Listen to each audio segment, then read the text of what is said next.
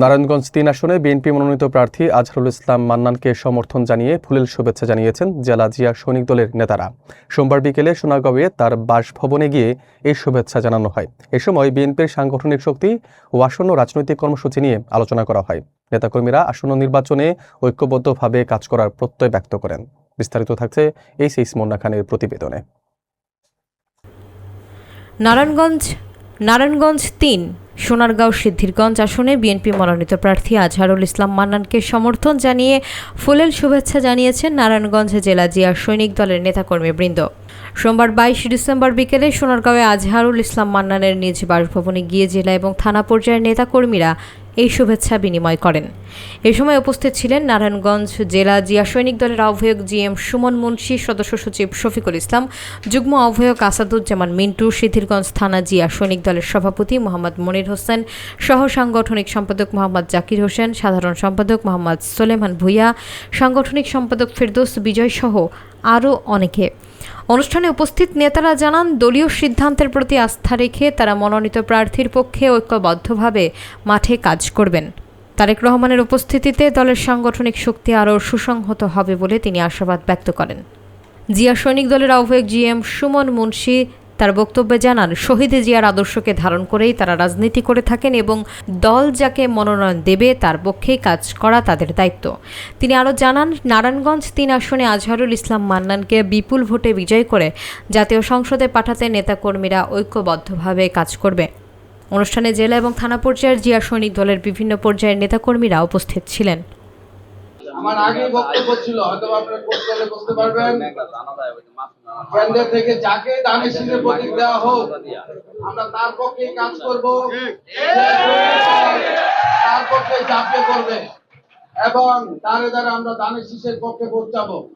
তা আমাদের আজকের কান্ডারি হচ্ছে দানের শীষের মান্নান ভাই, আজহারুল ইসলাম মান্নান ভাই। আমরা দোয়া করি এবং তার সাথে আমরা জিয়া সৈনিক দল আছি, ইনশাআল্লাহ থাকবো। আগামী 25 তারিখ আমরা বিগত 18টি বছর যার অপেক্ষায় ছিলাম, কার অপেক্ষায় ছিলাম? তারেক রহমানের জন্য। সেই তারেক রহমান সকাল 11 ঘটিকার সময় যে আন্তর্জাতিক বিমানবন্দরে অবতরণ করবে। আমরা সোনারগাঁও উপজেলা এবং সিদ্ধিরগঞ্জ উপজেলা নেতৃবৃন্দ বসুন্ধরা এল ব্লকের একটি রাস্তা আছে, সেখানে তারেক রহমান সাহেব কুড়িল থেকে আসা ওনার একটা জাতির উদ্দেশ্যে ভাষণ দেবো, স্টেজ তৈরি হইতেছে।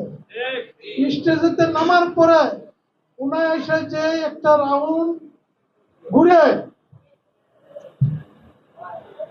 বসুন্ধরা এমারগিয়ার হসপিটালে আমাদের দেশ থেকে বেগম খালেদা জিয়াকে দেখার জন্য যাব। আমরা যে রাউন্ডটা যেটা কইলাম যে ওনায় যে রাউন্ডটা ঘুরবে, এই রাউন্ডের সাথে আমরা স্পোর্ট নিয়েছি। সিদ্ধিরগঞ্জ সোনারগাঁও মানুষের জন্য স্পোর্ট নিয়েছি। যারা রাত্রে যাবেন সেখানে আমরা একটা প্যান্ডেল করছি। যারা রাত্রে থাকবেন গিয়া আপনারা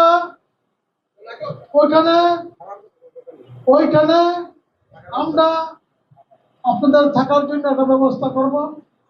কারণ এত হাজার হাজার লাখ লাখ লোক তার আমরা পুরো দিনের ব্যবস্থা করতেন না, যাতে একটা সামিনার নিচে আপনারা বসতে পারেন, সেই ব্যবস্থা করব। যারা আগের দিন রাত্রে যাবেন সেখানে থাকবেন। আবারও আজকাল এখানে যারা এসেছেন, আমি সকল নেতৃবৃন্দকে আমার নিজের পক্ষ থেকে, সোনারগাঁওয়ের পক্ষ থেকে, সিদ্ধিরগঞ্জের পক্ষ থেকে আমি সবাইকে ধন্যবাদ জানিয়ে আমি আমার বক্তব্য শেষ করলাম।